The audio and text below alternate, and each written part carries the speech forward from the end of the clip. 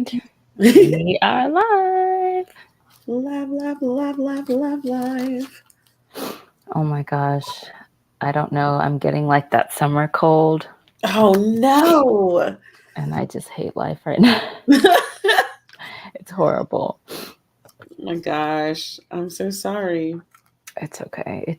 It was bound to happen eventually because I work in a place where the air conditioning is like full blast. And Oh so no. I'm there for 8+ hours a day, and then I walk outside and it's like super hot. So Mm. there's just no balance really. It's from Yeah, one extreme to the other. I realized that all the stuff I had scheduled that was supposed to release at 10 a.m. yesterday on my site never did. Oh wow. And then so that That's has stressful. caused me to like redo some photos and like I'm trying to like redo stuff and I'm just gonna like release it today. But I'm pissed because like it was scheduled. And then I guess Shopify has been doing some new things. Yeah. And so it's like all of the new stuff automatically gets posted as listed now. And you have to go in and like change the settings. But I guess because I had already had settings, like they like overrode the settings and just left them in draft form. It's Gotcha. very annoying. I was like, That this sucks. is ghetto. I'm so sorry. Yeah. That sucks so Business bad. setbacks. Oh goodness. Yeah. It always seems to happen like I feel like everything always happens at once. Mm-hmm. Like when one thing goes wrong, like 5 things go wrong. Of course. It's That's the only way it irritating. works. But anywho's, we are here to wrap up week 2 of Nekkid and just talk about what we've read this week and how much we've read this week. So, did you follow your TBR? Yes and no. So like I read things that were on my TBR, but I also read things that weren't on my TBR. Okay. Yeah, like a So good mixture. yeah, it's like I still enjoyed my reading. I thought that this week, as far as my reading, was much better than last week. And I got the contemporary that I've been craving for a while. So that really like made the reading enjoyable. Yeah, I feel like you, I did a lot better in terms of reading more, Mm-hmm. but I didn't read anything that was on my TBR. And I think like just being a mood reader, TBRs are very difficult for me. Right. So I could say, oh, I plan to read this, but that by no means that that's actually what's going to happen, because if it gets to that point and I don't feel like reading that, then I just won't. Well, did you read any new authors this week? I think I did. I have to refer back to my Kindle because everything I read is on there. I believe so. I believe I read a new author or all new authors, but I just have to pull it up and see. I did read 3 books Whoop. and a novella. Oh, was that the novella you were reading during the reading sprint? I think so. I was reading this book called Heat Strokes, which I actually really enjoyed. It was a short little novella. It was Heat Strokes, a summer fling novella. So I Okay. thought that was really good. And it's by, who writes this book? It's so hard on Kindle to like see who writes stuff. Kima B. Oh, okay. Yeah. So that was the novella I read. And then the 2 books I read were by Tiffany Patterson, Safe Space Books 1 and 2. Okay. I feel like I'm missing a book. Did they give you the safe space you were hoping for? That's the book that I was talking about that was very emotional read for me because it had a lot of family drama involved. And Mm. oh, I am forgetting a book. Okay, the book I'm forgetting was the one that was like very triggering The to the one that point you where described? it was very hard to read this book. And I think it's because it wasn't my idea of romance. Hmm. It was like very struggle love to me. But at the Mm. same time, I understood that things like this happen all the time, and it doesn't mean that people aren't happy. But the book is called For Heaven's Sake, a Rose Hill City novel. And it Mm-hmm. is by an author I've never read before. What is her name? Trying to like zoom in on my Kindle, and I'm just like, why can't I read anything? Why can't I read anything? Probably because the brightness is like at 9. Clearly, we're reading at night in your bed. I know. Sabrea Marie. And basically, it's a story about this girl named Heaven and then her twin sisters named Nevaeh. Okay. And they have a very interesting family dynamic. Their dad is like this preacher, and he cheated on mom after years of being together, and then even though he's a pastor, and then remarried the woman that he cheated on the mom with. Oh. And so then the mom like moved far away after the divorce and is like reinventing herself. And then she owns this bakery that they grew up kind of like in the hood, and she's never left the neighborhood, and she owns a bakery there, and it's kind of like in the beginnings of her owning the bakery, so she's really struggling, and the bakery is like kind of in a rundown building, and like she's really trying her best to keep the lights on, and she's working around the clock, and she can't find like good help and all this stuff. So she's a small business owner, but she's like in the struggle phase. And then her twin sister is seen as more successful in life because she's married and she has kids, and so automatically she's seen as more successful because she's married and has kids. Anyway, long story short, her twin sister's husband, so her brother-in-law's little brother, gets out of prison. So he went away to prison because he was running the streets and doing stuff he shouldn't have been doing. And he got caught, but it was crazy because the way he got caught, it wasn't just him. It was him and a bunch of people. He was basically doing like robberies. Oh. But he didn't snitch on the people. Like he didn't snitch on everyone else that was involved. So he got sentenced to 5 years, and all of his boys that did the robbery with him basically just got off scot-free because he didn't snitch on them. So he got sentenced to 5 years. So he was in prison, and the book starts off with him being released, and like in prison, he became close to this OG, like this older dude that's in there for life. So he's never getting out. Mm-hmm. And he became like good friends with him, and he became like a father figure to him. So essentially the romance is between Heaven and the brother who's just gotten out of prison. Mm-hmm. And he comes home. So before he went away, he had a girlfriend who he thought he was going to marry, and they had a child together. And at first, when he was in prison, like the first year or two, his girlfriend would come and bring his daughter to visit him and stuff like that. And then eventually the girlfriend was like, it's too hard for me to come see you. I'm not going to come anymore. So he gets out of prison. Of course, that's his first stop. His best friend picks him up. He goes straight to her house, only to find out that she has moved on with one of the guys that was in the robbery with him. Oh, no. No. And his child doesn't know who he is. And the child is calling this other guy dad and thinks that guy is her dad. Gosh. And so he's dealing with that. He doesn't have any money. He's living in his brother's like back room. And then he's causing tension between his brother and his wife because the wife doesn't really want him there. So long story short, they get him a job because best friend is like trying to get him to go back to the streets. He's like, come on, like come back into armed robbery with me, blah, blah, blah. And he's just like, I just got out of prison for what you're trying to get me to do. So no. So he's trying to find a legit job. So the way their romance starts is his brother gets him a job at the bakery, helping Heaven out. And they butt heads a lot. Like, so their relationship is very like argumentative at first because they're always butting heads and always arguing. But eventually they form this bond, and she starts to fall for him. But everyone around her is telling her, like, why are you falling for this guy? He literally has nothing going for him. He's a felon. He just got out of prison. He doesn't have any money. He doesn't have anything for you.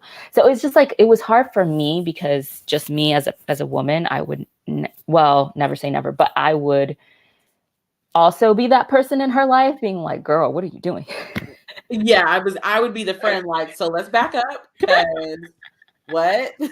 So reading the book was a huge struggle, but at the same time, he was a really good-hearted guy, and he had really learned from his mistakes, and he was trying to turn his life around.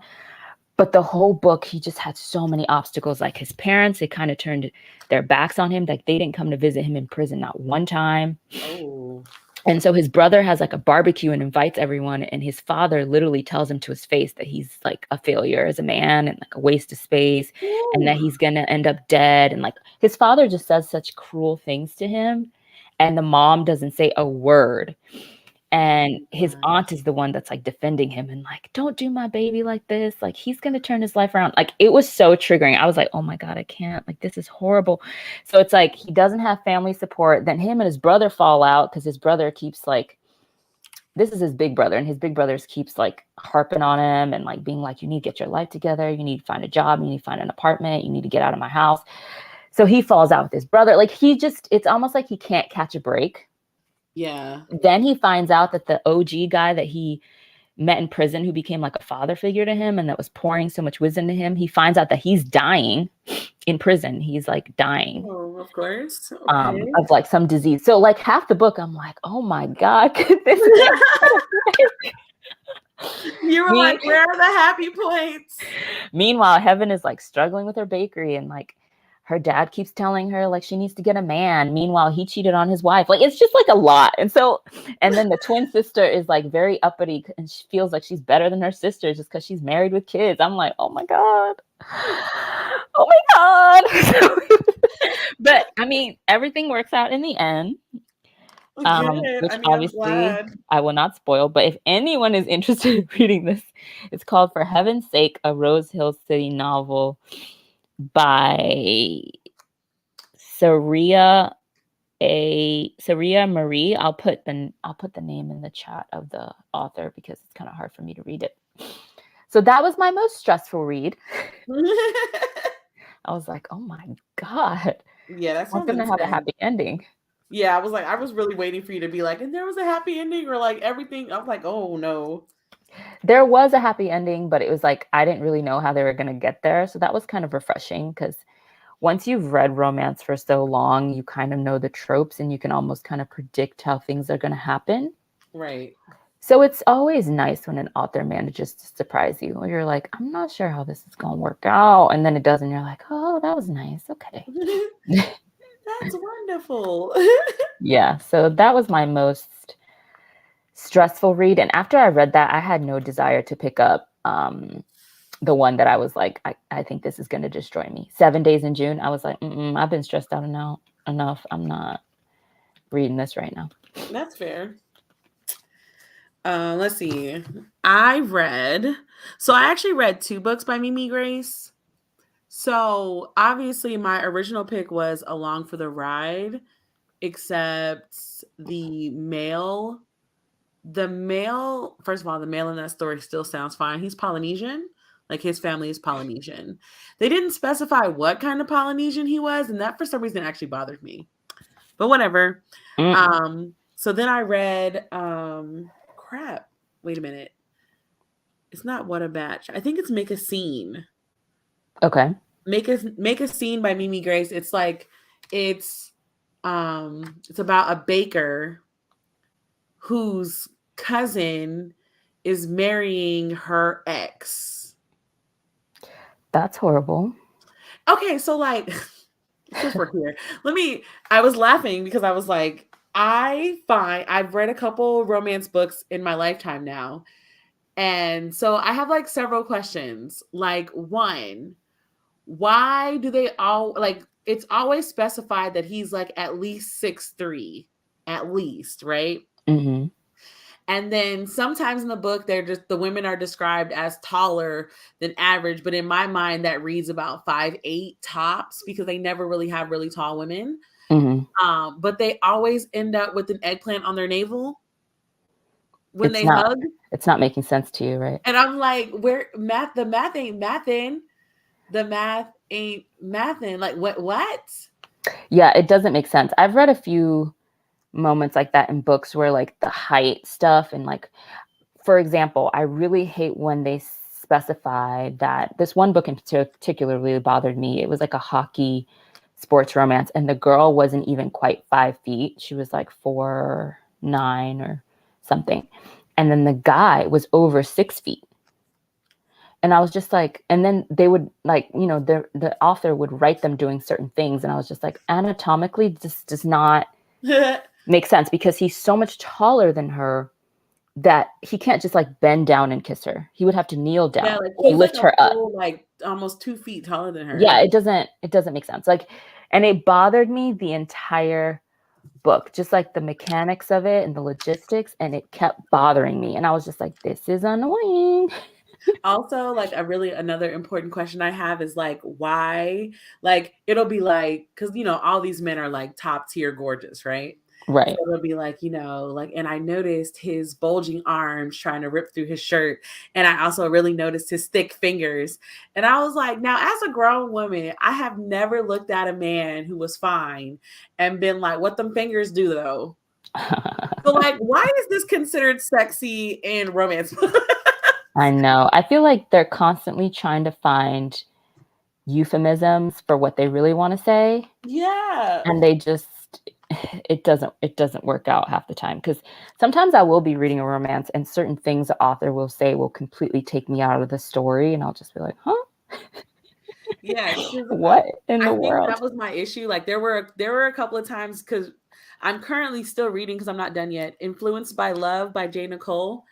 That premise of that story is the guy is a DJ slash content creator, and he meets the owner of this plant shop Oh, that's named right, you Gina. talked about this. Yeah, and so I'm reading it, and it's a couple of times. Hey Pat, it's a couple of times where I was like, "Wait, what? That don't even make sense." Okay, yeah, because it's just improbable. Yeah, it's just like, okay, like logically that makes sense, but like, I know. yo. This WOC reader said I DNF'd the black romance after the line, he sucked her like an oyster. Oh, What? that's uncomfortable. That don't even sound attractive. Ooh, that's weird. Ew. No Yeah, thanks. that's so crazy. I Yeah. feel like I like simple, straightforward prose the best when it comes to romances, because the authors can run a risk of their writing coming off as cheesy Mm. or just kind of icky, like just kind of like, ooh. So, especially because if someone's not familiar with romance or used to reading romance and they pick that book up for the first time, I would think that the author would not want them to be like thrown off by the prose. So that's why I really like prose. It's very simple. The writing is straight to the point, straightforward, and not using like overly flowery terms. I would appreciate that because my brain really was like, wait, what? Yeah, it's always a little strange. And for me, someone who's been reading romance since they were 11 years old, I still have moments of being like, okay, that just doesn't sound good. That doesn't sound sexy. Yeah, yeah. Okay, that's my real thing. Because sometimes I'll read scenes, and it's like I forgot which book it was, but it was basically like, oh, and the next thing I knew, I was all over him, and when he pulled me close to him, I felt his member above my navel, and I was like, but you're in heels right now, specifying that you and him were almost the same height. So anatomically speaking, that don't even sound healthy, sis. Yeah, it's Like, weird. I'm confused. You haven't, nope, because you make a point in the next scene to talk about how he like carefully took off your shoes, which means you were still wearing them at the scene before. Like, I Yeah. was like, okay, you're getting too critical, Brittany. Like, just No, I don't think that's too critical. I think that that's something that is one of the downsides of either self-publishing or independent publishing, because when you have your book published through one of the bigger publishing houses, they pay people to read your book for inconsistencies like that and fallacies and things that just logistically don't make sense. I mean, obviously things aren't perfect and we can still find things that just don't seem possible in books that are published by the bigger publishers. But I often find that when an author is self-publishing or they're publishing through a smaller imprint or a smaller an indie house, you can mhm. find a lot of mistakes like that. And I don't know if it's just they don't have that service available because, mostly their work is to actually publish the book, not necessarily edit it. So I always think about stuff like that, and I'm just like, yeah, that's kind of one of the, because J. Nicole is published through, is that Be Love Presents or? To be honest, I'm not really sure. Or are they self-published?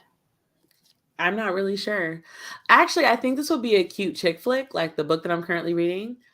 I think it would run as a really nice chick flick, but I would really avoid like the sex scenes because I have multiple. There's been multiple times where I was like, let's pause for a second because what he's doing right now is actually love bombing. But I guess it's not love bombing because he's attractive. Like, is that what we're going with? Because they've only seen each other 3 times. This is love bombing. And then I also realized I'm being way too critical and I need to shut the critical part of my brain off and just enjoy the fucking book.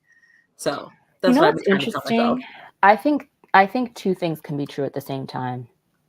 I think it can be love bombing, and I think it's only okay because it's romance and that's part of the genre. Like the insta love trope is a very popular not genre, a very popular trope.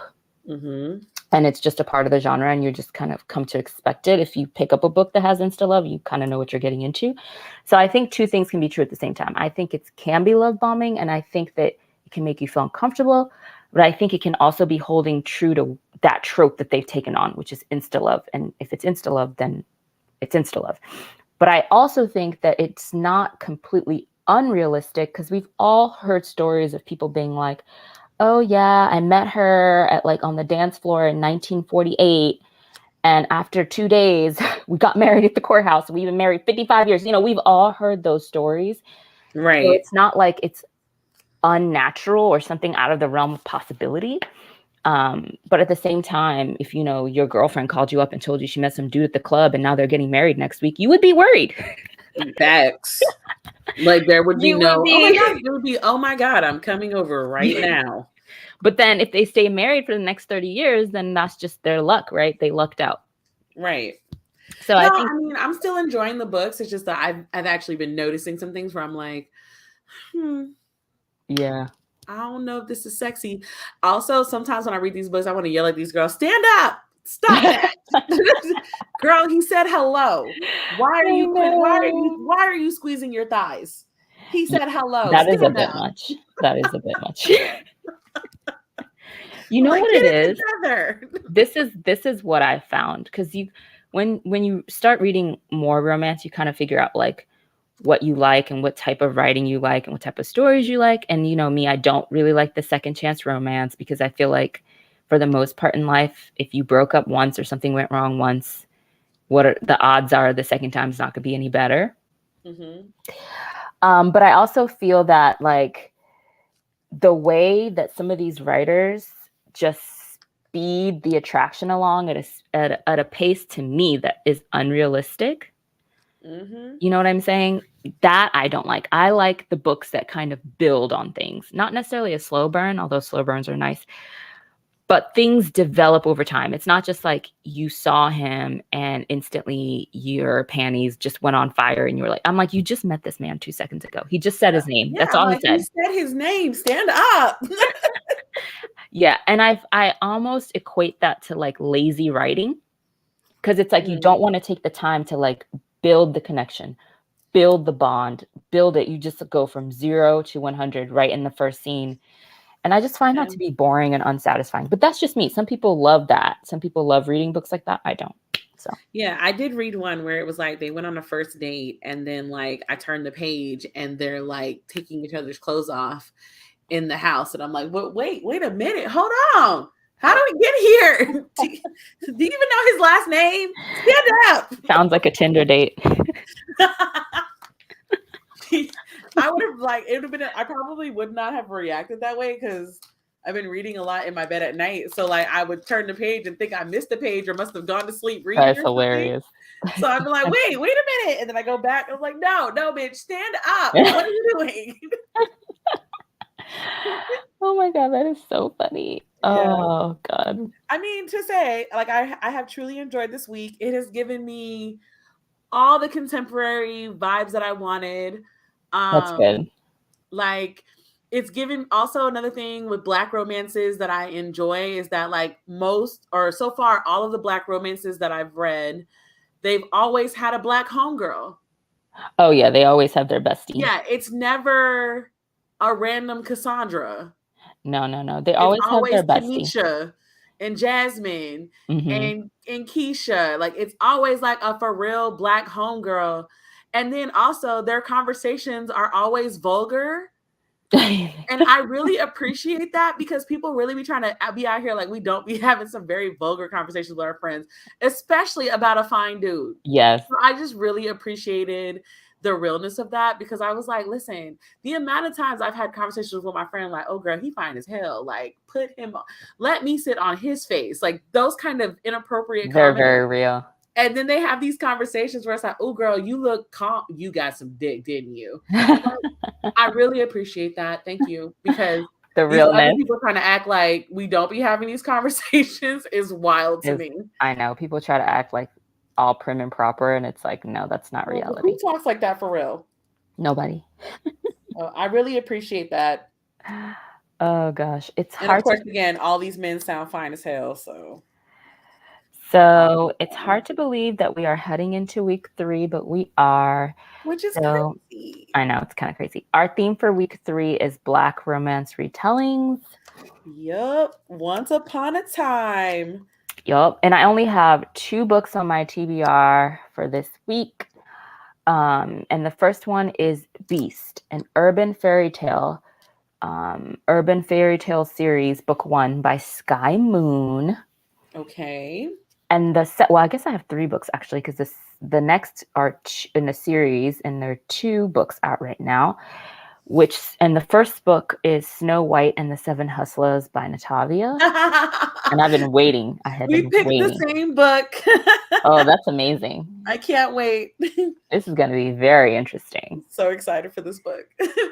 It's about a girl kingpin, basically. So I'm Yep. like all for it. I feel like there's going to be a lot of twists and turns and violence and just gangster shit, and I'm ready.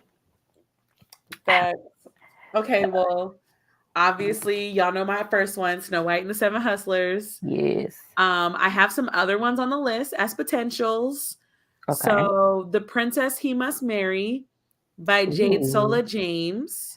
Ooh. Unforgivable Love by Sophronia Scott. Okay. Redeemed by His New York Cinderella by Jade Sola James. And hold on, there's another one somewhere on this list. Oh wait, no, that's it. Those are the 4 that I have as potentials Okay. for this week. Those sound interesting. Yeah. So I am obviously starting with Snow White and the Seven Hustlers. That is hilarious. So we'll see where I go from there. I am currently still reading Christina C. Jones, the second book in the Predator series. Have not finished that. Yeah, I'm still reading the Muted Hopelessness series. So I guess my overarching goal is to be done with that by the end of this month, the whole series. Yeah, like I want to like all of the romance books that I started, I do want to finish them this month. Because next or like there's a lot of new release, a lot of new fantasy release sequels are coming out this month, and the fact that I have been putting them on the back burner for y'all should know I love y'all. Who But are you? come August 31st, I will be reading Amari. Yes. I will be reading the second book to Amari and the Night Brothers. Romance will be done for me. So I'm trying to like get it in as much as I can and read as many authors as I can. Yeah. For this week. So I do like the fact that I've been managing to read a new author. Yeah, no, I've read new authors this whole time, which is very, very like refreshing, because I usually just kind of stick to my holy grails or my authors that I'm familiar with. So it's kind of been nice to like branch out and find new authors. Yep, I've bought so many freaking romance books that my Kindle is offering me suggestions now. Oh, that's right. It does do Because I that. don't have Kindle Unlimited, so all the books I've been reading I have been buying. Oh, girl, no. Well, I'm doing that one because I also just was like, that's just my way of giving support, because I might forget to write a review, but at least I bought the book. Okay, I like that. How I my like brain that. is doing it. So that's my support Black author initiative for this readathon. Okay, I can appreciate that. I think that's wonderful. Thank you very much. But yeah, I just as a collective. So your goals, we're still doing our what is the word called? Oh, we're still doing another podcast on Monday. Yes. So Monday's topic. Hold on, I always have to scroll back to my thing because I made these things a long time ago. Oh. Oh my goodness, I cannot. So this podcast is the one that we are the most excited about. Yes. Podcast number 13. The title of it is "You Gonna End Up Single with Cats." Yes, A I can't wait. retelling of the 1950s narrative of the modern woman. When I tell you, cannot wait for this conversation. This is going to be hilarious. Especially You guys didn't know because this. We picked them all. did you hear about that article that came out? Yes, that About article came out at the perfect time. it really did. And At the perfect time. I'm so excited. I think it's going to go perfectly with this discussion. Yep. Because a lot of people said that, you know, I won't name them, but the people who are saying that, oh, modern women are going to end up with cats and they're going to die alone. There were some people like psychologists, not just like, you know, random people, but actual psychologists and sociologists were saying that it was like a projection. Yes. And so it's very interesting that this article came out talking about how, you know, more than ever, like we have more single men than ever and they're lonely. And it's because women are not choosing to settle anymore. And women are no longer choosing to just be in a relationship to be in a relationship. They want healthy relationships now. And so because of that, men are lonely. They don't have a lot of options. It's a slow clap of slow claps, okay? I was like, dang. When like I saw the article and then realized that, you know, this is retelling week. So this is the retelling week, which means that's the retelling one that I picked. Like the title is just fantastic and it fits. But that article coming out, I was like, the way that I'm going to use lines directly from that article. I'm gonna see if I can try to pull the research up to really do it because I'm about to be so petty. It's definitely very funny and it's going to be very interesting. So I'm looking forward to the discussion. Yep. So that's going to be on Monday night.